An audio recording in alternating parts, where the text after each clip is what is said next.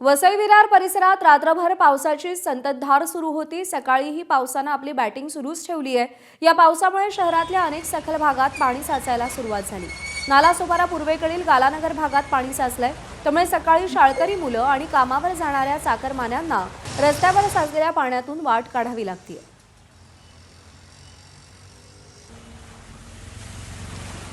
वसई विरारमध्ये रात्रभर कोसळणाऱ्या पावसानं आज सकाळीही आपली इनिंग कायम ठेवलेली आहे।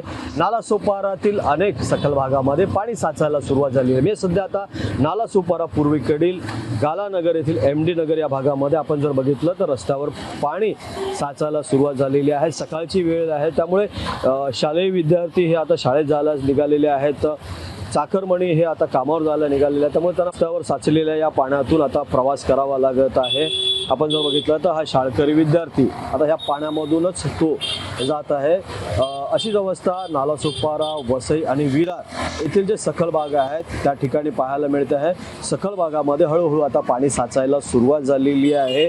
पालघर जिल्ह्याला आज ऑरेंज अलर्ट आहे, त्यामुळे दिवसभर जर पावसाचा असाच जोर कायम राहिला तर मात्र नागरिकांच्या चिंतेत हे वाढ होऊ शकते। सध्या